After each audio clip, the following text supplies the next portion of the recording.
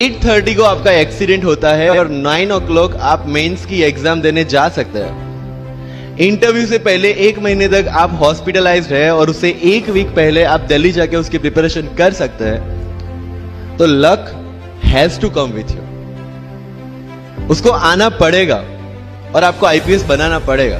मैं एग्जाम के लिए निकला, मेंस मेरा था, सुबह GS3 का पेपर था।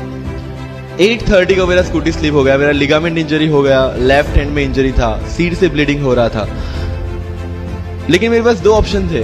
मैं खड़ा हुआ, मैंने देखा okay my right hand is safe and I decided I will go to the exam hall and write the exam.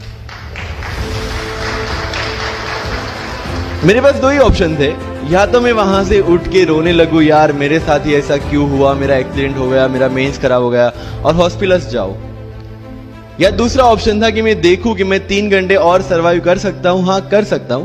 मैं मेंस के लिए एग्जाम हॉल में गया। ये जितने भी फोटोग्राफ्स लगे हैं, सर ने जैसे बताया कि जितने भी इंसान सक्सेसफुल हुए, अगर आप उसकी लाइफ स्टोरी देखेंगे तो कहीं ना कहीं एक मोमेंट आता है जहां पे वो इंसान की जो स्ट्रगल है वो पीक पे हो जाते हैं।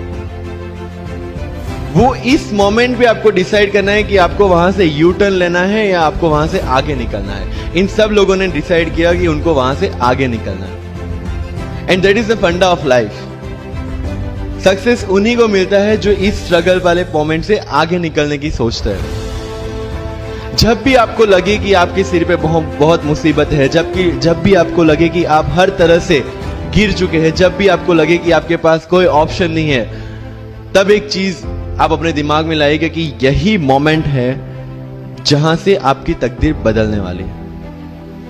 क्योंकि डायमंड जो होता है वो जितना ज्यादा घिसता है उतनी ज्यादा उसकी वैल्यू होती है। सोना जो होता है वो जितना ज्यादा तपता है उतनी उसकी वैल्यू होती है। अगर आप जिंदगी में तप रहे हैं, अगर आप जिंदगी में घिस रहे हैं, अगर आपको लग रहा है कि आप हर तरह से मुसीबतों में गिरे हुए हैं, तभी आपकी जो वैल्यू है वो बढ़ने वाली है।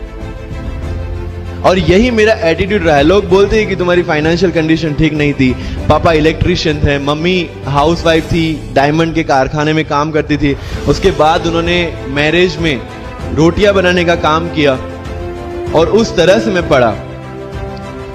लेकिन जब मुझे पूछा जाता है कि ऐसी कौन सी चीज है आपकी लाइफ में जो आप बदलना चाहते हो, एंड आई सेड नथिंग।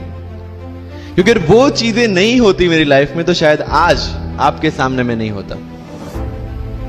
तो अगर लाइफ में प्रॉब्लम्स है, अगर लाइफ में स्ट्रगल है, जैसे सर ने बोला है struggle is a part of life and I strongly believe in that. Bharat वर्ष का सपना चंद्रगुप्त ने देखा, चाणक्य ने देखा, और उस भारत वर्ष को बनाने के लिए जब ये संघर्ष जारी था और तब राजा धनानंद की डॉटर दुर्धरा से चंद्रगुप्त को प्यार हो जाता है, और जब चाणक्य उनको बोलते कि नहीं तुम्हें उससे दूर रहना है, तब चंद्रगुप्त बोलता है आचार्य कभी कभी सोचता हूं कि जिंदगी में या ये भारत के सम्राट बनने के लिए इतना त्याग, इतना बलिदान ना देना होता तो। और तब चाणक्य रिप्लाई करते हैं तो हर कोई भारत का सम्राट होता। This is the fundamental rule of life. अगर आईएएस बनने के लिए, आईपीएस बनने के लिए सैक्रिफाइस करना नहीं पड़ेगा, अगर उसके लिए आपको त्याग नहीं करना पड़ेगा, तो आज पूरे इंडिया में हर घर में आपको आईएएस आईपीएस मिल जाएंगे। मुझे एग्जैक्ट डेट याद है, 23 मार्च को मेरा इंटरव्यू था। 20 फरवरी को मुझे हॉस्पिटल में एडमिट किया गया क्योंकि मुझे इन्फेक्शन हो गया था बॉडी में एंड बहुत हाई फीवर था, तो आईवी के अलावा कोई ऑप्शन नहीं था। 1 मार्च को ठीक होके मैंने सोचा चलो दिल्ली निकलते हैं। 2 मार्च को मैं दिल्ली पहुंचा। 3 मार्च को वापस से टॉन्सिलाइटिस का अटैक होने की वजह से फ्लाइट लेके वापस से पालनपुर अहमदाबाद, अगेन हॉस्पिटलाइजेशन। 15 मार्च को I got relieved from the hospital. 16 मार्च को मैं दिल्ली पहुंचा और 23 मार्च को I gave my UPSC interview. तो 1 महीने का हॉस्पिटलाइजेशन। उसके बाद जब दिमाग में ये था कि मेरे साथ जो लोग इंटरव्यू दे रहे हैं वो 1 महीने से प्रिपरेशन कर रहे हैं एंड 1 महीने से मैं हॉस्पिटल में था, again I thought this is the moment to prove yourself. I went to the interview और पूरे इंडिया में 2nd highest marks in interview.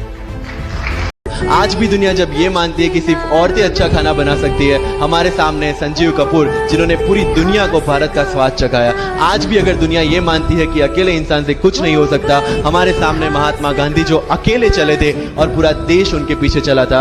आज भी दुनिया अगर ये मानती है कि धनवान बनने के लिए धनवान घर में पैदा होना जरूरी है, हमारे सामने धीरूभाई अंबानी जिन्होंने पूरी दुनिया को एक सपना दिखाया, कर लो दुनिया मुट्ठी में, और आज रिलायंस इंडस्ट्री वर्ल्ड की और इंडिया की सबसे बड़ी इंडस्ट्री है। आज भी दुनिया अगर ये मानती है कि हम कम एज ज्यादा एज में कुछ नहीं कर सकते, हमारे सामने अमिताभ बच्चन जो आज भी एक साल में 3 ब्लॉकबस्टर मूवीज देते हैं। अगर आप ये मानते हैं कि सिविल सर्विस में आने के लिए आपका बैकग्राउंड होना जरूरी है, आपके सामने Shahrukh Khan without any background आज भी बॉलीवुड का बादशाह है। अगर आज तक दुनिया ये मानती थी कि हम सिर्फ धरती पे रहने के लिए बने हैं, हमारे सामने नील आर्मस्ट्रॉन्ग जो चंद्र पे जाके आए, आज तक हम ये जानते हैं कि हम क्या है, हम क्या बन सकते हैं, ये जानने का टाइम शुरू होता है अब।